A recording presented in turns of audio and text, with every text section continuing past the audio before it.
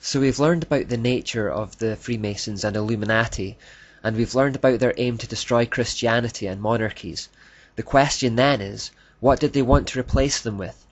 What kind of society were these enlightened individuals after? What would the new system look like in the secular New World Order they were trying to create? The answer to these questions are found in the writings of the classical Greek philosopher Plato. Plato's beliefs in turn were based on the mysteries as handed down through the Persians and his predecessor Pythagoras. Plato's most famous book is in fact called The Republic, and in this and his other works he has much to say on how a society should be run. The so-called illuminated ones took much inspiration from it for their vision of a new world order. So here are some key ideas from that book. Firstly, Plato believed that society should be divided into a hierarchy of 3 levels: the ruling elite, the auxiliaries, and the workers. It's more like a 2-tier system really, as there is no middle class as such. The middle tier just exists to impose the will of the upper tier on the lower. Plato believed that the average individual was incapable of running his own life, and that they should therefore submit unquestioningly to the ruling elite who, because of their superior and enlightened knowledge, would direct their lives for the greater good. He wrote, "And even in the smallest manner, one should stand under leadership. For example, he should get up or move or wash or take his meals only if he has been told to do so. In a word, he should teach his soul by long habit never to dream of acting independently. There will be no end to the trouble of states or of humanity itself till philosophers become kings in this world, or till those we now call kings and rulers really and truly become philosophers, and political power and philosophy thus comes into the same hands." What Plato was effectively describing here was a totalitarian state, a socialistic dictatorship. Plato believed that average men were nothing more than labouring beasts of the field, fit for nothing else but slavery. He believed that not all men were equal, and that only a small number of elites at the top of the hierarchy were fit to rule. Sound familiar? Those elites were those who were philosophers, i.e., those with the greatest capacity for knowledge. To Plato, it was knowledge that made one man higher than another. Again, I need to emphasize that the middle class is effectively abolished in the system. There's a small top tier that rules and a large bottom tier that is subservient, and then simply a group in the middle to implement it, like the army or police.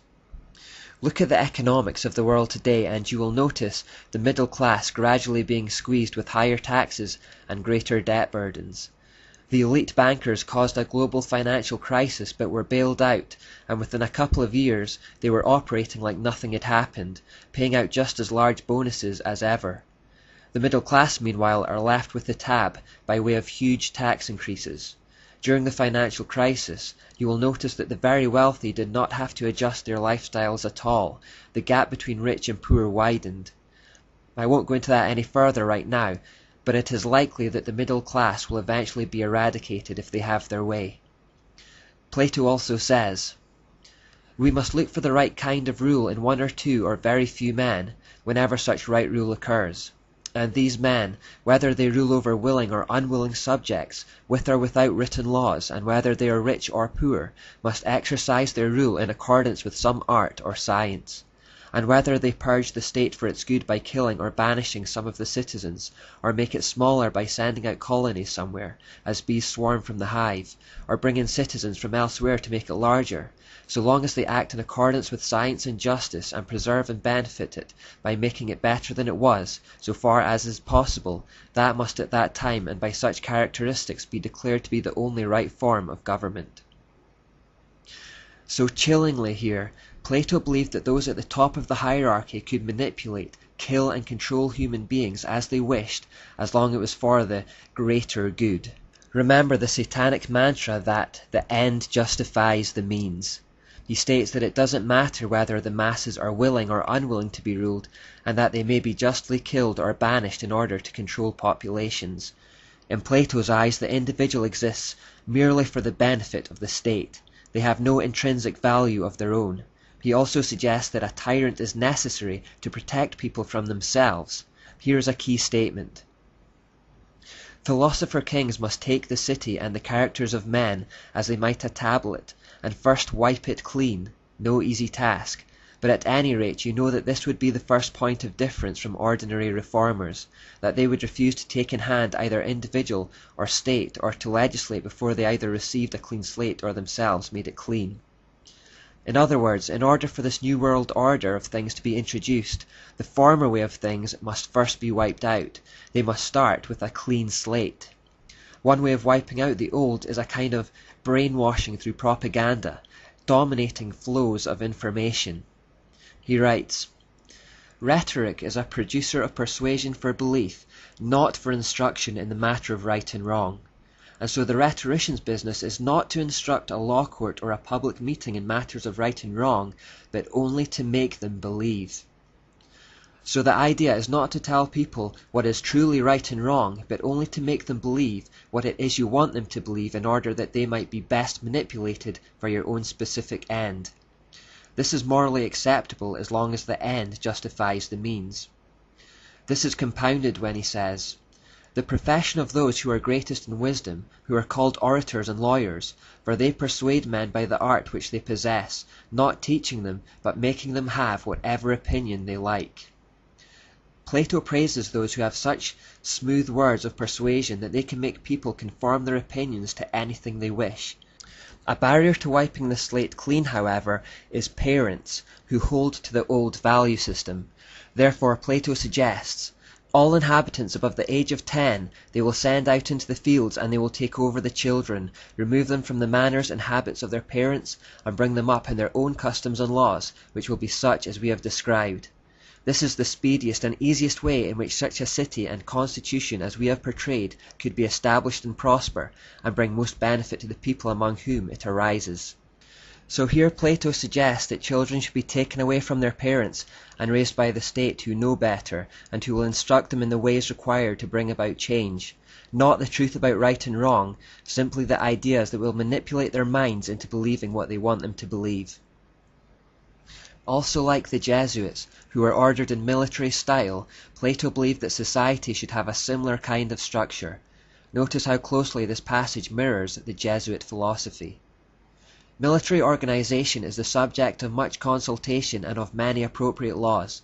The main principle is this, that nobody, male or female, should ever be left without control, nor should anyone, whether at work or play, grow habituated in mind to acting alone and on his own initiative, but he should live always, both in war and peace, with his eyes fixed constantly on his commander and following his lead, and he should be guided by him even in the smallest details of his actions. For example, to stand at the word of command, and to march, and to exercise, to wash and eat, to wake up at night for sentry duty and dispatch carrying, and in moments of danger to wait for the commander's signal before either pursuing or retreating before an enemy. And in a word, he must instruct his soul by habituation to avoid all thought or idea of doing anything at all apart from the rest of his company, so that the life of all shall be lived en masse and in common, for there is not, nor ever will be, any rule superior to this, or better and more effective in ensuring safety and victory in war.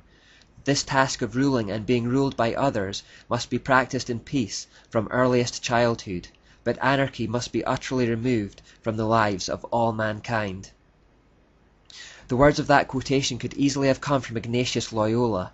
Notice that the individual is so heavily de-emphasized, and that it is all about the collective. Plato also believed that because all humans were not equal, there should be a breeding program of the finest, designed to improve the qualities of the human species. Only the best were to procreate.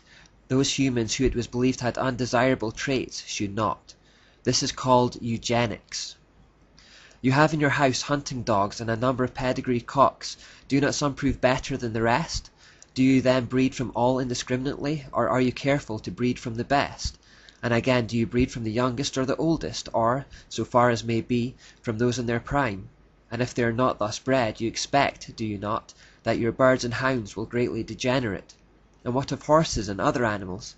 Is it otherwise with them? How imperative then is our need of the highest skill in our rulers, if the principle holds also for mankind. The best men must cohabit with the best women in as many cases as possible, and the worst with the worst in the fewest, and that the offspring of the one must be reared and that of the other not, if the flock is to be as perfect as possible. and the way in which all this is brought to pass must be unknown to any but the rulers, if again the herd of guardians is to be as free as possible from dissension. He went even further, suggesting that the offspring of inferior humans should be disposed of like a piece of trash. The offspring of the inferior and any of those of the other sort who are born defective they will properly dispose of in secret, so that no one will know what has become of them. That is the condition of preserving the purity of the guardian's breed. Eugenics is what Adolf Hitler was doing when he tried to establish a master race of blonde-haired, blue-eyed Aryan humans. This process involved trying to eradicate those who he saw as inferior, specifically the Jews. Plato elaborates, saying, "The bride and bridegroom must set their minds to produce for the state children of the greatest possible goodness and beauty." So they are to procreate for just 10 years, at the end of which they are considered too old to produce any more, and are forcibly divorced. If the couple don't agree to do this, then Plato suggests that wardens, partly by threat and partly by admonition, stop them. If the man refuses in the face of these threats, he is to be disqualified from attending his children's birthday parties and any weddings. If he does appear at these events, then people are entitled to punish him with blows, and the same was to apply to women. Plato also believed that marriage and the family unit should be completely abolished, saying, "All these women shall be wives in common to all the men, and not one of them shall live privately with any man. The children too should be held in common, so that no parent shall know which is his own offspring, and no child shall know his parent."